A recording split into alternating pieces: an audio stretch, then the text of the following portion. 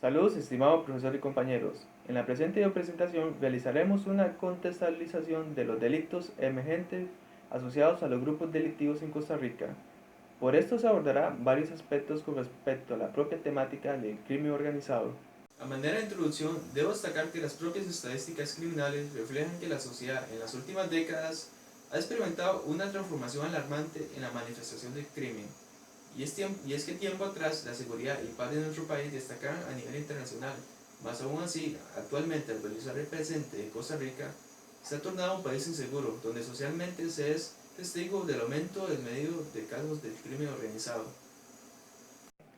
Y es que por más que se retroceda en el tiempo, vamos a encontrar innumerables precedentes a lo largo de la historia que demuestran que por naturaleza o distintas variables del ser humano se manifestará actitudes antisociales ante las bases y principios que mantienen el orden social.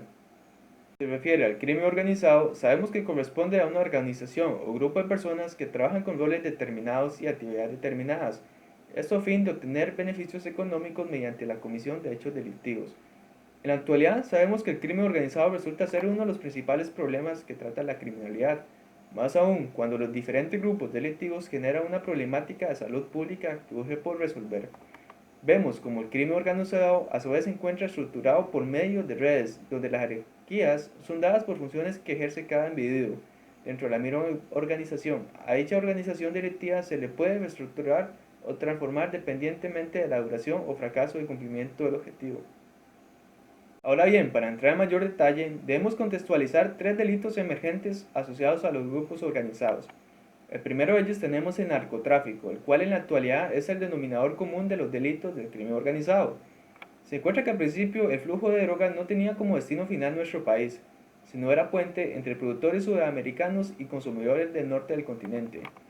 Aún así, después de la década del 2010 en adelante, estos cambios empiezan a transformar la realidad del crimen nacional y surgen agrupaciones conocidas como mini carteles criollos, tal es el caso de la Banda del Indio, de Gringo y demás carteles.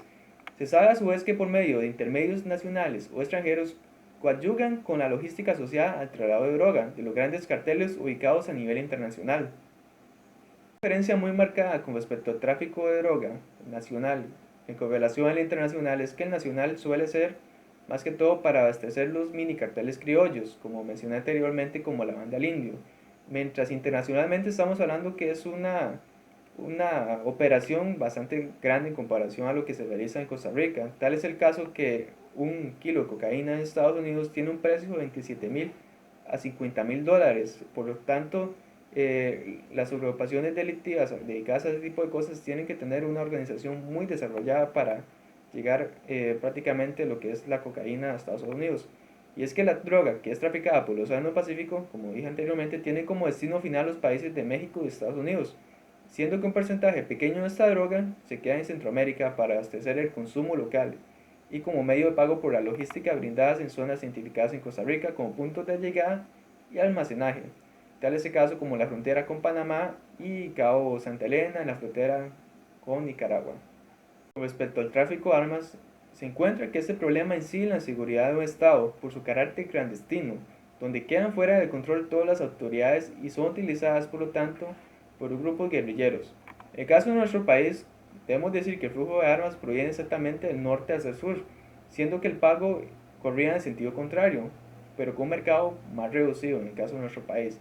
En el caso internacional vemos una diferencia muy notable, pues la comercialización ilegal de armas es del norte del continente y es hecho que genera una mayor ganancia, pues se vende en el mercado del Triángulo del Norte. Las armas en la región provienen del sur, como es el proceso de paz y desarme de la FARC, la cual implica que las armas utilizadas en el conflicto bélico deban distribuirse en otras latitudes como lo que es México. En este caso podemos ver como internacionalmente existe un comercio más amplio, destacando nuevamente que nuestro país es más pequeño en comparación a lo que se realiza internacionalmente.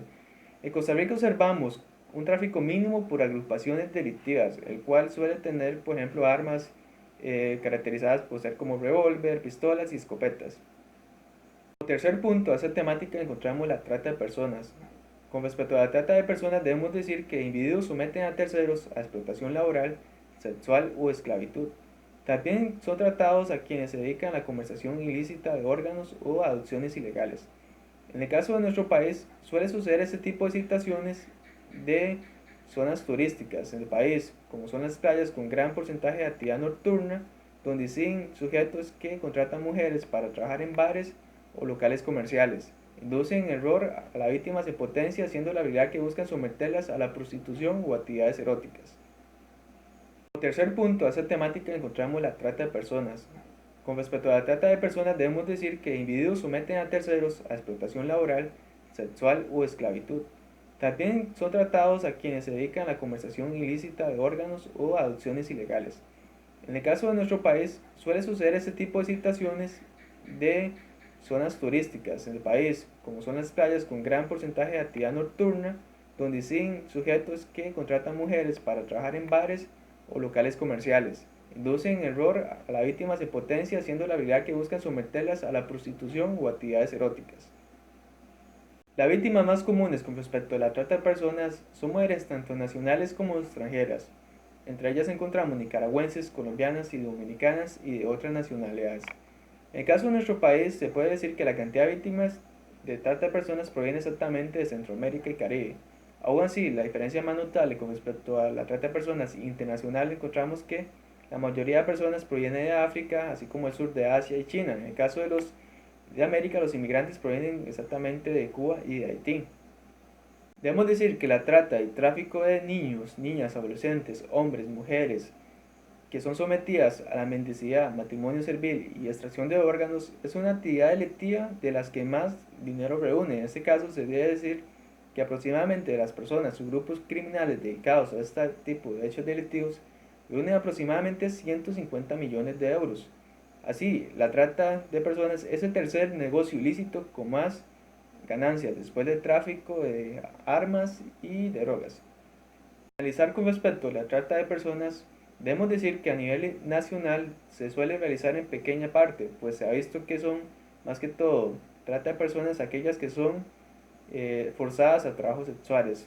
Más aún así, internacionalmente se ha visto que corresponde a un mercado más global que tiene más demanda, pues la mayoría de personas son dedicadas a la mendicidad infantil, de adultos mayores con discapacidad, que son prácticamente forzados a fábricas de limpieza, construcción, producción textil, aseo doméstico y menor porcentaje a la extracción de órganos.